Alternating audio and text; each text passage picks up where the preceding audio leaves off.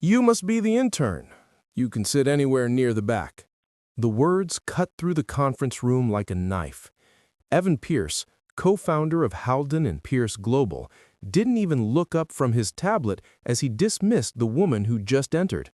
He saw a black woman in a simple navy dress and natural afro and made an assumption that would cost him everything. What he didn't see was her PhD from Harvard, her fellowship with the UN, her 10 years of economic consulting that had shaped international policy. He saw what he wanted to see, someone he could ignore. But 32-year-old Dr. Talia Grant wasn't there to be ignored. And what happened in the next 47 minutes would humble a millionaire, expose his incompetence in front of the entire executive team, and prove that the most dangerous thing you can do is underestimate someone based on what they look like. If you believe that intelligence speaks louder than arrogance, that competence beats condescension every time, and that the people you dismiss might be the ones who change everything, stay with this story.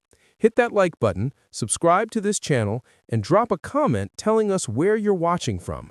Because what happens next will leave you speechless and remind you that brilliance doesn't announce itself, it simply performs. The man who thought he owned every room. The conference room on the 29th floor of Haldon and Pierce Global was designed to intimidate. Floor-to-ceiling glass walls overlooking downtown Chicago. Italian marble floors that reflected your insecurities back at you. A conference table long enough to seat 20, made from a single piece of mahogany that cost more than most people's cars. Everything about the space screamed power, prestige, and don't question us. Evan Pierce, 47 years old, co-founder and chief strategy officer, loved this room. He designed it himself, picked every detail, made sure visitors felt small the moment they walked in.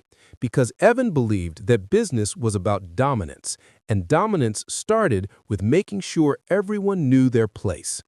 He'd built Haldon and Pierce from nothing 20 years ago, or at least that's what he told everyone.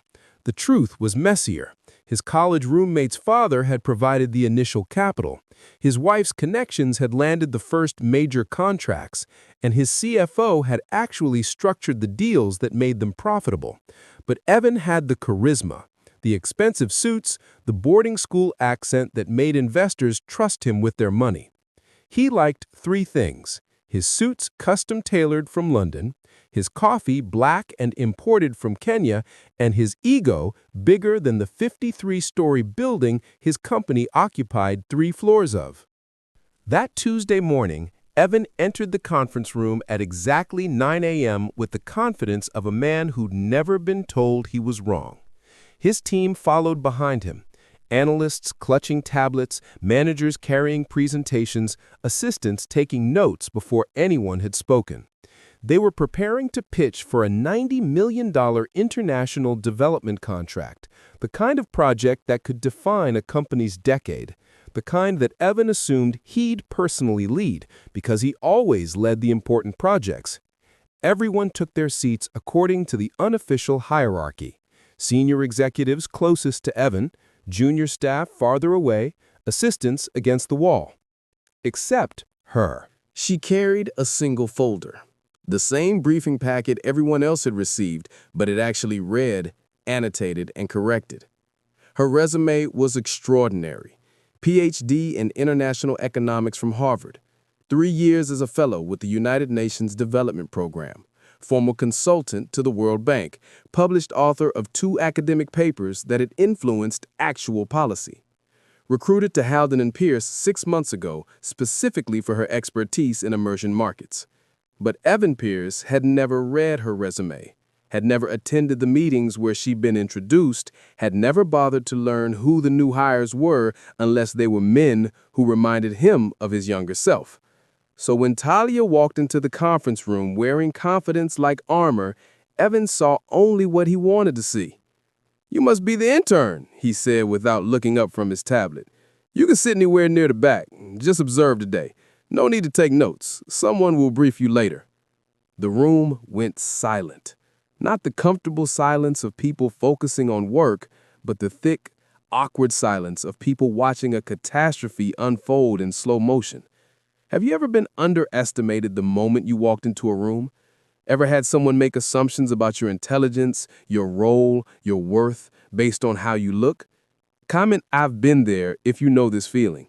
And keep watching, because Talia's response is exactly what should happen when ignorance meets excellence. Talia paused, not because she was hurt, not because she was shocked.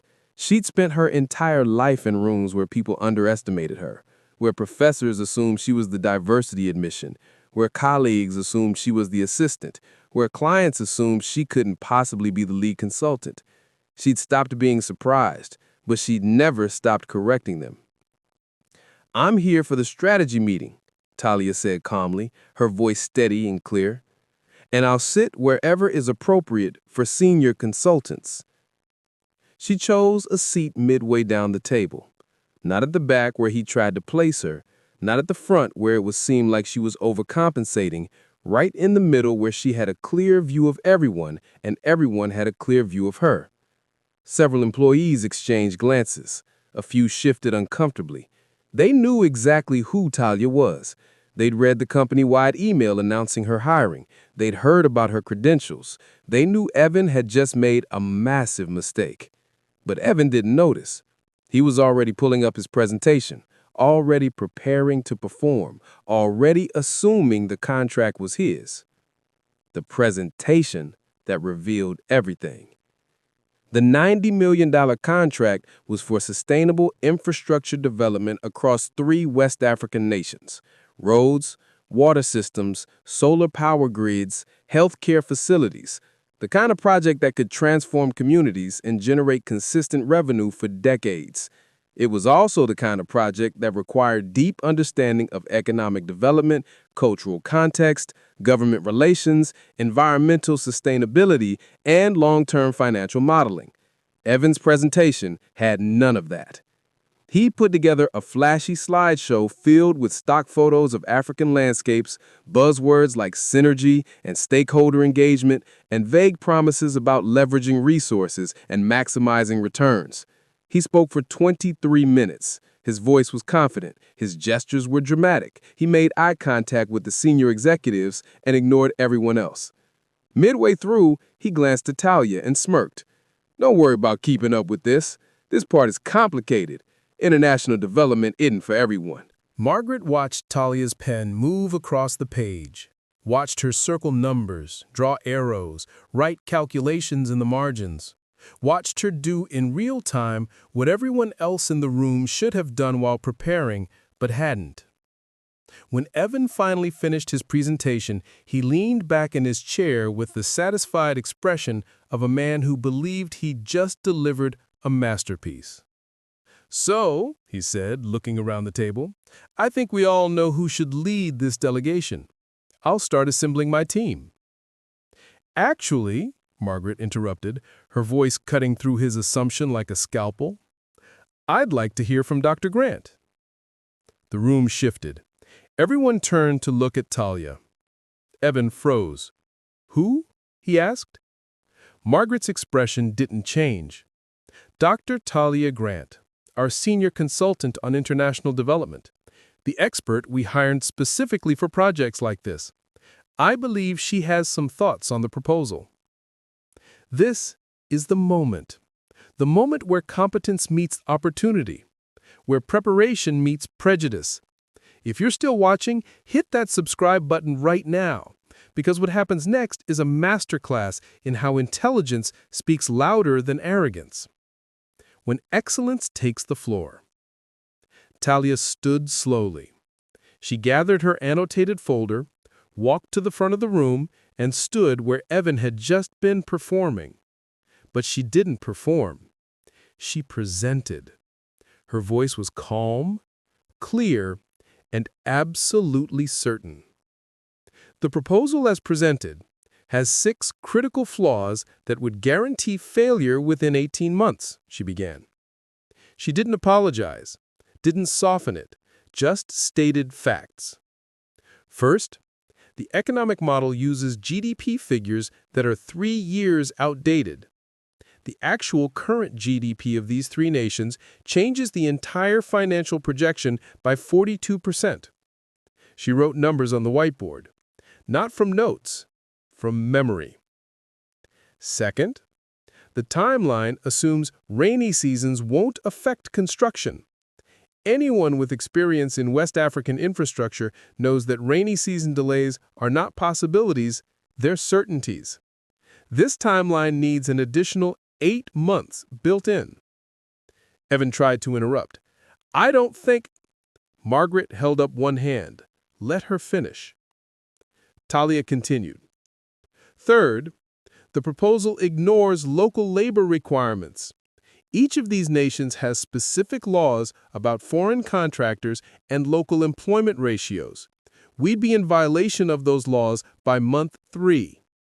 She listed them, the actual laws, the specific percentages, the enforcement mechanisms.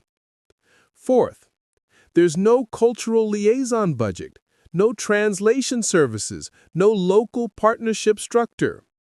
We'd be walking into 3 countries as outsiders trying to impose solutions without understanding context.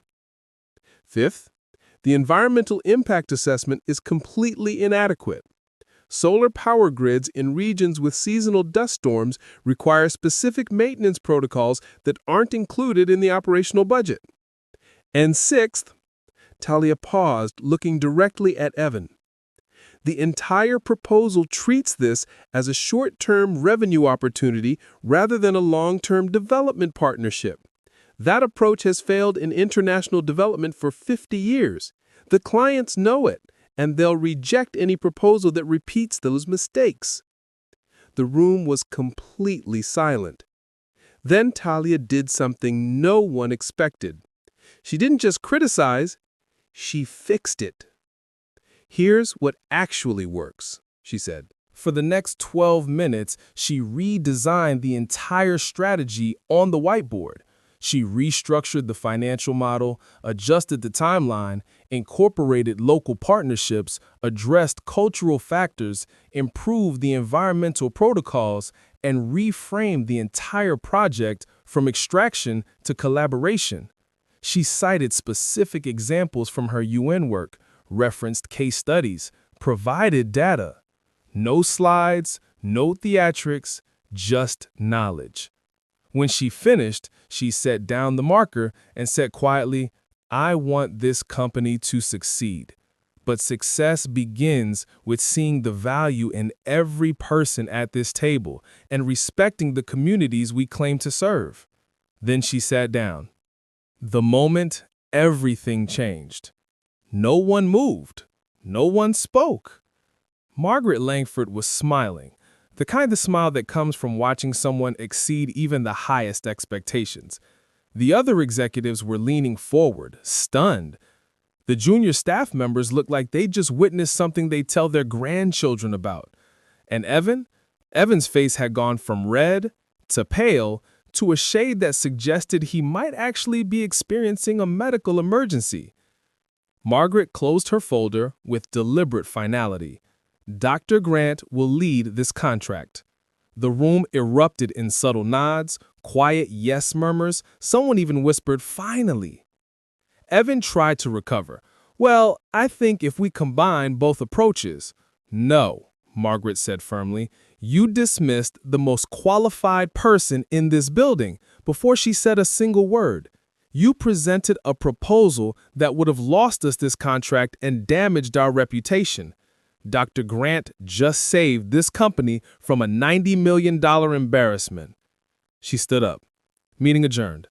Dr. Grant, my office in 10 minutes. We need to discuss your new title and compensation package. 2 weeks later, the international partners accepted the proposal exactly as Talia had restructured it. $90 million, 5-year contract, option for renewal. The board of directors named her Director of Global Strategy, corner office, team of 12, salary that finally matched her worth. Evan Pierce was quietly reassigned to special projects, corporate code for being moved out of anything important. 6 months later, he left the company entirely. His LinkedIn profile now listed him as an independent consultant, which mostly meant unemployed.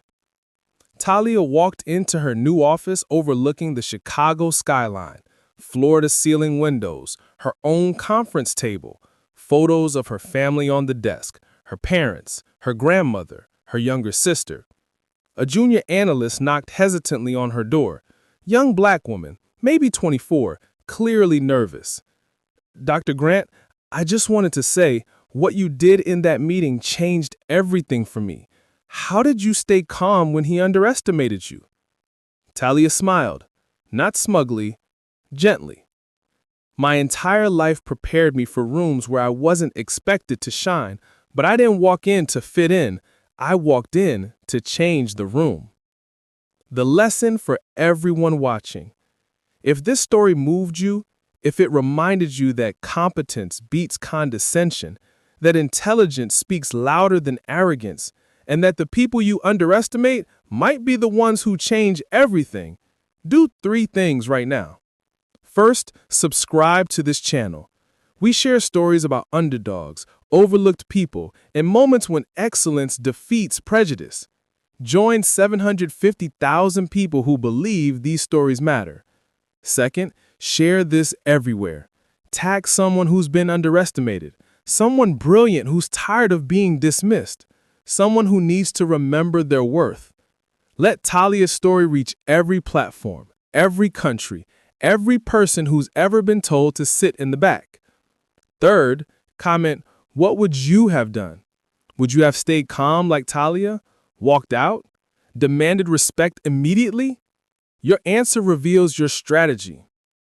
And if you're watching this as someone who's ever underestimated someone based on appearance, let this be your wake-up call. Comment, "I'll do better," and mean it. Talia's story proves that excellence doesn't need permission, that brilliance speaks for itself, that the most dangerous thing you can do is assume someone's capability based on what they look like. Be like Talia, walk in prepared, stay composed, let your work speak, because in the end, rooms don't belong to the loudest voice, they belong to the sharpest mind.